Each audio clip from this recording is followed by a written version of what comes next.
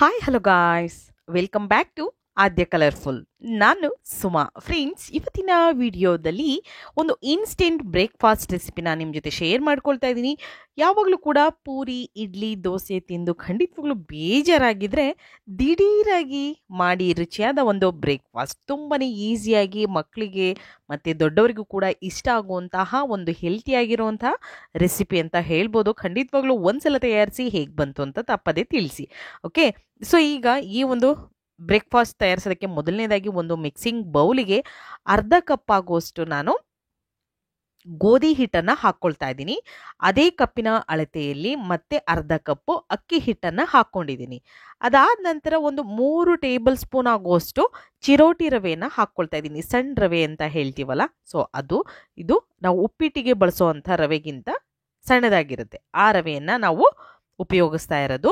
ಅದಾದ ನಂತರ ರುಚಿಗೆ ತಕ್ಕಷ್ಟು ಉಪ್ಪನ್ನು ಕೂಡ ಸೇರಿಸ್ಕೊಳ್ತಾ ಇದ್ದೀನಿ. ಇಷ್ಟನ್ನು ಹಾಕಿದ ನಂತರ ಒಂದ್ಸಲ ಮಿಕ್ಸ್ ಮಾಡ್ಕೊಳ್ಳೋಣ. ಸೊ ಫ್ರೆಂಡ್ಸ್, ನೀವು ಯಾರಾದರೂ ಫಸ್ಟ್ ಟೈಮ್ ನನ್ನ ಚಾನಲ್ಗೆ ವಿಸಿಟ್ ಮಾಡಿದರೆ ಪ್ಲೀಸ್ ನನ್ನ ಚಾನಲ್ನ ಸಬ್ಸ್ಕ್ರೈಬ್ ಮಾಡ್ಕೊಳ್ಳಿ, ಹಾಗೆ ಲೈಕ್ ಮಾಡಿ ಮತ್ತು ಹೆಚ್ಚೆಚ್ಚು ಶೇರ್ ಮಾಡಿ ಫ್ರೆಂಡ್ಸ್. ಈಗ ನೋಡಿ, ಒಂದ್ಸಲ ಮಿಕ್ಸ್ ಮಾಡ್ಕೊಳ್ತಾ ಇದ್ದೀನಿ. ಫಸ್ಟ್ ಡ್ರೈ ಮಿಕ್ಸ್ ಮಾಡ್ಕೊಂಬಿಡೋಣ. ನಾವು ಗೋಧಿ ಹಿಟ್ಟು ಮತ್ತು ಅಕ್ಕಿ ಹಿಟ್ಟು ಹಾಕಿರೋದ್ರಿಂದ ಒಂದ್ಸಲ ಚೆನ್ನಾಗಿ ಮಿಕ್ಸ್ ಮಾಡಿಕೊಂಡು ಅದಾದ ನಂತರ ಇದಕ್ಕೆ ನಾವು ನೀರನ್ನು ಹಾಕ್ಕೊಳ್ಬೇಕಾಗುತ್ತೆ. ಚಿರೋಟಿ ರವೆಯನ್ನು ತೊಗೊಂಡಿರೋದು ಮತ್ತು ಉಪ್ಪನ್ನು ಹಾಕ್ಕೊಂಡಿದ್ದೀನಿ. ಇಷ್ಟನ್ನು ಹಾಕಿ ಮಿಕ್ಸ್ ಮಾಡ್ಕೊಂಡಿದ್ದೀನಿ. ಅದಾದ ನಂತರ ಇವಾಗ ನಾವು ಮಾಮೂಲಿ ನೀರು ಅಂದರೆ ತಣ್ಣೀರು, ಬಿಸಿ ನೀರಲ್ಲ, ತಣ್ಣೀರನ್ನು ಹಾಕ್ಕೊಳ್ತಾ ಇದ್ದೀನಿ.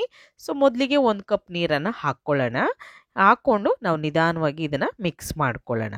ನೀರು ಒಂದೇ ಸಲ ಜಾಸ್ತಿ ಹಾಕೋಕ್ಕೆ ಹೋಗಬೇಡಿ, ನಮಗೆ ಎಷ್ಟು ಬೇಕು ಅಂತ ಗೊತ್ತಾಗೋದಿಲ್ಲ. ಅದಕ್ಕೋಸ್ಕರ ಸ್ವಲ್ಪ ಸ್ವಲ್ಪನೇ ಹಾಕ್ಕೊಂಡು ನಾವು ನೀರನ್ನು ಹಾಕಿ ಹಿಟ್ಟನ್ನು ಕಲಿಸ್ಕೊಳ್ಬೇಕಾಗುತ್ತೆ. ಸೊ ನೋಡ್ತಾ ಇದ್ದೀರಲ್ಲ, ಈಗ ಮತ್ತೆ ಸ್ವಲ್ಪ ನೀರನ್ನು ಹಾಕ್ಕೊಂಡು ಕಲಿಸ್ಕೊಳ್ತೀನಿ. ನಮಗೆ ಯಾವ ಹದಕ್ಕೆ ಬೇಕು ಅನ್ನೋದು ಕೂಡ ನಾನು ತಿಳಿಸ್ಕೊಡ್ತೀನಿ. ಟೋಟಲಾಗಿ ನೀರು ಎಷ್ಟು ಬೇಕಾಗುತ್ತೆ ಅನ್ನೋದನ್ನು ಕೂಡ ಹೇಳ್ತೀನಿ ಫ್ರೆಂಡ್ಸ್. ಓಕೆ, ಈಗ ನೋಡಿ, ಸ್ವಲ್ಪ ಸ್ವಲ್ಪ ಕಲಿಸ್ಕೊಳ್ಳೋಣ ನೀರು ಹಾಕಿ. ನಾವು ತುಂಬಾ ಈಸಿಯಾಗಿ ಮಾಡುವಂಥ ಒಂದು ರೆಸಿಪಿ. ಇದನ್ನು ಬೇಕು ಅಂದರೆ ಸಂಜೆ ನೀವು ಸ್ನ್ಯಾಕ್ಸಿಗೆ ಬೇಕಿದ್ರೂ ಮಕ್ಕಳಿಗೆ ಕೊಡ್ಬೋದು. ಜಾಸ್ತಿ ಟೈಮ್ ಏನು ತೊಗೊಳ್ಳೋದಿಲ್ಲ, ತುಂಬಾ ಬೇಗ ಆಗುತ್ತೆ. ಹಾಗೆ ಇದಕ್ಕೆ ಕೆಲವೊಂದು ವೆಜಿಟೇಬಲ್ಸ್ ಕೂಡ ನಾನು ಆ್ಯಡ್ ಮಾಡ್ತೀನಿ.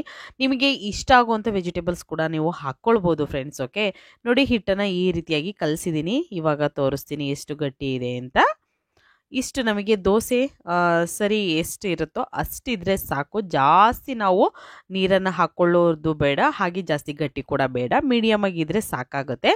ಈಗ ನೋಡಿ, ಈಗ ಇಷ್ಟು ಹದಕ್ಕಿದೆ. ಇವಾಗ ಇದನ್ನು ಒಂದು 5 ನಿಮಿಷ ನಾವು ರೆಸ್ಟಿಗೆ ಇಟ್ಬಿಡೋಣ. ರವೆ ಹಾಕಿದ್ದೀವಲ್ಲ, ಸೊ ಅದಕ್ಕೋಸ್ಕರ ನಾನು ಒಂದು 5 ನಿಮಿಷ ಇದನ್ನು ರೆಸ್ಟಿಗೆ ಇಡೋಣ ಅಂತ. ಈಗ ಒಂದು ಪ್ಯಾನ್ ತೊಗೊಂಡಿದ್ದೀನಿ. ಇದಕ್ಕೆ ಒಂದು 2 ಸ್ಪೂನ್ ಆಗುವಷ್ಟು ಅಡುಗೆ ಎಣ್ಣೆಯನ್ನು ಹಾಕ್ಕೊಳ್ತಾ ಇದ್ದೀವಿ, ಅಥವಾ ತುಪ್ಪ ಬೇಕು ಅಂದರೆ ತುಪ್ಪ ಕೂಡ ನೀವು ಹಾಕ್ಕೊಳ್ಬೋದು. ನಂತರ ಸಾಸಿವೆಯನ್ನು ಹಾಕ್ಕೊಳ್ಳೋಣ. ಸಾಸಿವೆ ಸ್ವಲ್ಪ ಸಿಡಿಲಿ, ಎಣ್ಣೆ ಬಿಸಿ ಆದ ನಂತರ ಸಾಸಿವೆ ಹಾಕ್ಕೊಳ್ಳೋಣ. ಸಾಸಿವೆ ಸಿಡಿದ ನಂತರ ನಾವು ಇದಕ್ಕೆ ಬೇರೆ ಬೇರೆ ಇಂಗ್ರೀಡಿಯೆಂಟ್ಸ್ನ ಹಾಕ್ಕೊಳ್ಬೇಕಾಗುತ್ತೆ. ತುಂಬಾ ಇನ್ಸ್ಟೆಂಟಾಗಿ ನೀವು ಮಾಡ್ಕೊಳ್ಳುವಂಥ ರುಚಿಯಾಗಿರುವಂಥ ಒಂದು ಬ್ರೇಕ್ಫಾಸ್ಟ್ ಇದು. ಖಂಡಿತವಾಗ್ಲೂ ಫ್ರೆಂಡ್ಸ್, ನೀವು ತಯಾರಿಸಿ ತಿಂದು ಹೇಗಿತ್ತು ಅಂತ ತಪ್ಪದೆ ತಿಳಿಸಿ. ನಂತರ ಅರ್ಧ ಸ್ಪೂನು ಜೀರಿಗೆಯನ್ನು ಹಾಕ್ಕೊಂಡಿದ್ದೀನಿ, ಮತ್ತು 1 ಹಸಿರು ಮೆಣಸಿನಕಾಯಿನ ಸಣ್ಣದಾಗಿ ಕಟ್ ಮಾಡಿ ನಾನು ಹಾಕ್ಕೊಂಡಿದ್ದೀನಿ. ಬೇಕು ಅಂದರೆ ಇನ್ನೂ 1-2 ಹಸಿರು ಮೆಣಸಿನಕಾಯಿ ಬೇಕು ಅಂದರೆ ನೀವು ಹಾಕ್ಕೊಳ್ಬೋದು. ಹಾಗೆ ನಾನು 1 ದಪ್ಪ ಗಾತ್ರದ ಈರುಳ್ಳಿಯನ್ನು ಸಣ್ಣದಾಗಿ ಕಟ್ ಮಾಡಿ ಅದನ್ನು ಕೂಡ ಈಗ ಇದಕ್ಕೆ ಹಾಕ್ಕೊಂಡಿದ್ದೀನಿ. ಸೊ ಇದನ್ನು ಕೂಡ ನಾವು ಸ್ವಲ್ಪ ಬಾಡಿಸ್ಕೊಳ್ಳೋಣ, ಸ್ವಲ್ಪ ಟ್ರಾನ್ಸ್ಪರೆಂಟ್ ಆಗಲಿ ನಮಗೆ. ಈ ರೀತಿಯಾಗಿ ನಾನು ಮಿಕ್ಸ್ ಮಾಡ್ಕೊಳ್ತಾ ಇದ್ದೀನಿ. ಅದಾದ ನಂತರ ನೋಡಿ, ಸ್ವಲ್ಪ ಈರುಳ್ಳಿ ಟ್ರಾನ್ಸ್ಪರೆಂಟ್ ಆಗಬೇಕು. ಬೇಕು ಅಂದರೆ ನಿಮಗೆ ಬೇಗ ಆಗಬೇಕು ಅಂದರೆ ಇದಕ್ಕೆ ಸ್ವಲ್ಪ ಉಪ್ಪನ್ನು ಸೇರಿಸ್ಕೊಂಡ್ರೂ ಕೂಡ ನಡೆಯುತ್ತೆ, ಬೇಗ ಆಗುತ್ತೆ ಫ್ರೆಂಡ್ಸ್. ಓಕೆ, ನೋಡಿ, ಈಗ ಕಲರ್ ಕೂಡ ಚೇಂಜ್ ಆಗ್ತಾ ಇದೆ. ಈಗ ನಾನು ಇಲ್ಲಿಗೆ 1 ಟೊಮ್ಯಾಟೋನ, ಚಿಕ್ಕ ಗಾತ್ರದಲ್ಲಿರುವಂಥ 1 ಟೊಮ್ಯಾಟೋನ ತೊಗೊಂಡಿದ್ದೀನಿ. ಸೊ ಅದನ್ನು ಕೂಡ ಸಣ್ಣದಾಗಿ ಕಟ್ ಮಾಡಿ ಹಾಕ್ಕೊಂಡಿದ್ದೀನಿ. ಮಿಕ್ಸ್ ಮಾಡ್ಕೊಳ್ಳೋಣ ನೀಟಾಗಿ. ಈ ರೀತಿಯಾಗಿ ಮಿಕ್ಸ್ ಮಾಡಿಕೊಂಡು ಈಗ ಟೊಮ್ಯಾಟೊ ಸ್ವಲ್ಪ ಚೆನ್ನಾಗಿ ಬೇಯಬೇಕು. ಬೇಯೋದಕ್ಕೆ 1-2 ನಿಮಿಷ ಟೈಮ್ ತೊಗೊಳುತ್ತೆ. ಸೊ ಈಗ ಇದಕ್ಕೆ ಸ್ವಲ್ಪ ಉಪ್ಪನ್ನು ಸೇರಿಸ್ಕೊಳ್ತೀನಿ ನಾನು. ಸ್ವಲ್ಪ ಉಪ್ಪನ್ನು ಹಾಕ್ಕೊಳ್ಳೋಣ. ನಾವು ಹಿಟ್ಟು ಕಲಿಸ್ಬೇಕಾದ್ರೂ ಕೂಡ ಉಪ್ಪನ್ನು ಹಾಕ್ಕೊಂಡಿದ್ದೀವಿ, ಸೊ ನೋಡಿಕೊಂಡು ಉಪ್ಪನ್ನು ಉಪಯೋಗಿಸಿ. ಈಗ ಚೆನ್ನಾಗಿ ಮಿಕ್ಸ್ ಮಾಡ್ಕೊಳ್ಳೋಣ. ಈ ರೀತಿಯಾಗಿ ನಾನು ಮಿಕ್ಸ್ ಮಾಡ್ಕೊಂಡಿದ್ದೀನಿ. ಮಿಕ್ಸ್ ಮಾಡಿ ಒಂದು 2 ಸೆಕೆಂಡ್ ಇದನ್ನು ಹಾಗೆ ಬಿಟ್ಬಿಡ್ತೀನಿ. ಟೊಮ್ಯಾಟೊ ಮತ್ತು ಈರುಳ್ಳಿ ಎರಡೂ ಕೂಡ ಚೆನ್ನಾಗಿ ಬೇಯಲಿ ಅಂತ. ಅದಾದ ನಂತರ ಕ್ಯಾರೆಟ್ ತೊಗೊಂಡಿದ್ದೀನಿ. ಸುಮಾರು 1 ಕ್ಯಾರೆಟ್ನ ನಾನು ತುರಿದು ತೊಗೊಂಡಿದ್ದೀನಿ. ನೋಡ್ತಾ ಇದ್ದೀರಲ್ಲ, ಈ ಥರ ತುರಿದು ತೊಗೊಂಡ್ರು ಕೂಡ ತುಂಬ ಚೆನ್ನಾಗಿರುತ್ತೆ. ನೋಡೋಕ್ಕೂ ಕೂಡ ಡಿಫ್ರೆಂಟಾಗಿ ಅನಿಸುತ್ತೆ ಮಕ್ಕಳಿಗೆ. ಸೊ ಅದಕ್ಕೋಸ್ಕರ ಇದಕ್ಕೆ ಬೇಕು ಅಂದರೆ ನೀವು ಇಲ್ಲಿ ಆಲೂಗೆಡ್ಡೆಯನ್ನು ಕಟ್ ಮಾಡಿ ಕೂಡ ಹಾಕ್ಕೊಳ್ಬೋದು.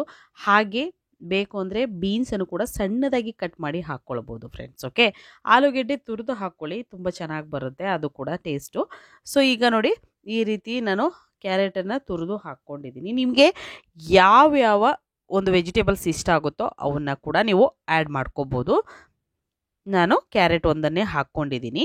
ಅದಾದ ನಂತರ ಸ್ವಲ್ಪ ಒಂದು 3ರಿಂದ 4 ಕರಿಬೇವಿನ ಎಲೆಯನ್ನು ಸಣ್ಣದಾಗಿ ಕಟ್ ಮಾಡಿ ಹಾಕ್ಕೊಂಡಿದ್ದೀನಿ. ಇಷ್ಟನ್ನು ಹಾಕಿದ ನಂತರ ಒಂದು ಸಲ ಮಿಕ್ಸ್ ಮಾಡ್ಕೊಳ್ಳೋಣ. ಈ ರೀತಿಯಾಗಿ ನಾನು ಮಿಕ್ಸ್ ಮಾಡಿಕೊಂಡು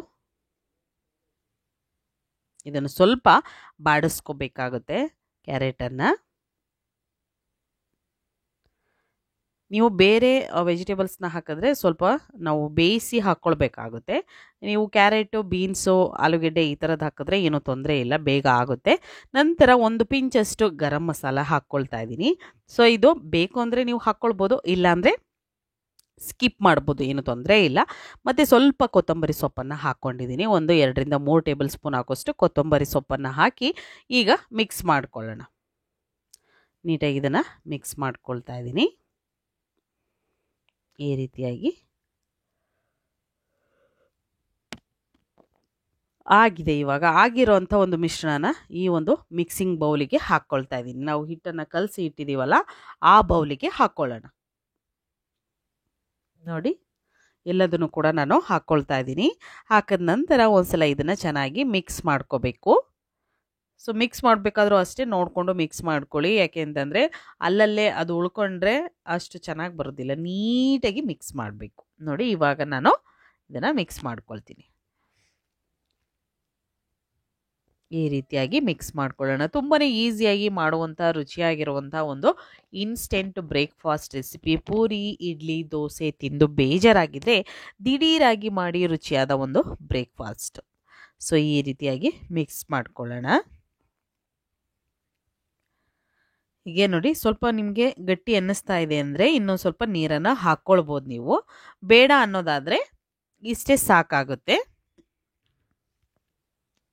ಈಗ ಒಂದು ಪ್ಯಾನಿಗೆ 1-2 ಸ್ಪೂನು ಎಣ್ಣೆಯನ್ನು ಹಾಕ್ಕೊಳ್ಳೋಣ. ಅದಾದ ನಂತರ ಹಿಟ್ಟನ್ನು 1 ಸೌಟು ಅಥವಾ 1.5 ಸೌಟು ಹಿಟ್ಟನ್ನು ಹಾಕ್ಕೊಳ್ಬೇಕಾಗುತ್ತೆ. ನೋಡಿ,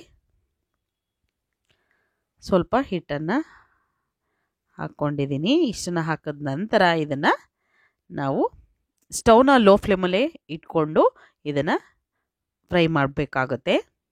ನೋಡಿ, ನಾನು ಲೋ ಫ್ಲೇಮ್ ಇಟ್ಕೊಂಡಿದ್ದೀನಿ. ಸೊ ಲೋ ಫ್ಲೇಮಲ್ಲಿ ನಾವು ಫ್ರೈ ಮಾಡಿದ್ರೆ ಜಾಸ್ತಿ ಕಪ್ಪಗಾಗೋದಿಲ್ಲ, ತುಂಬ ಚೆನ್ನಾಗಿ ಬೇಯುತ್ತೆ, ಕಲರ್ ಕೂಡ ಸೂಪರಾಗಿ ಬರುತ್ತೆ. ನೋಡಿ, ಆಗಿದೆ. ಒಂದು ಕಡೆ ಟರ್ನ್ ಮಾಡ್ಕೊಳ್ಳೋಣ.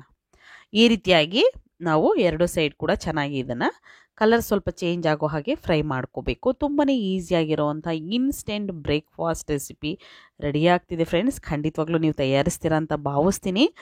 ಈಗ ಇದು ಕೂಡ ಆಗಿದೆ. ಸೊ 2 ಕಡೆ ಕೂಡ ಚೆನ್ನಾಗಿ ಬೆಂದಿದೆ ಅಂತ ಅನಿಸುತ್ತೆ. ಇವಾಗ ನಿಧಾನವಾಗಿ ಇದನ್ನು ತೆಗೆದು ಒಂದು ತಟ್ಟೆಗೆ ನಾವು ಹಾಕ್ಕೊಳ್ಳೋಣ. ನೋಡಿ, ಆಗಿದೆ. ಈಗ 2 ಕಡೆ ಕೂಡ ಕಲರ್ ಚೇಂಜ್ ಆಗಿದೆ, ತುಂಬ ಚೆನ್ನಾಗಿ ಬಂದಿದೆ. ಸೊ ರುಚಿಯಾಗಿರುವಂಥ ಈಸಿಯಾಗಿರುವಂಥ ಒಂದು ಬ್ರೇಕ್ಫಾಸ್ಟ್ ಇದು. ಸೊ ಖಂಡಿತವಾಗ್ಲೂ ಒಂದ್ಸಲ ತಯಾರಿಸಿ ಮತ್ತು ಹೇಗೆ ಬಂತು ಅಂತ ತಿಳಿಸಿ. ಇವತ್ತಿನ ವಿಡಿಯೋ ಸ್ವಲ್ಪನಾದರೂ ಇಷ್ಟ ಆಗಿದ್ರೆ ಚಾನಲ್ನ ಸಬ್ಸ್ಕ್ರೈಬ್ ಮಾಡ್ಕೊಳ್ಳಿ, ಲೈಕ್ ಮಾಡಿ ಮತ್ತು ಹೆಚ್ಚೆಚ್ಚು ಶೇರ್ ಮಾಡಿ. ಇವತ್ತಿನ ವಿಡಿಯೋನ ಇಲ್ಲಿಗೆ ಮುಗಿಸ್ತಾ ಇದ್ದೀನಿ. ಬಾಯ್, ಸಿ ಯು, ಟೇಕ್ ಕೇರ್.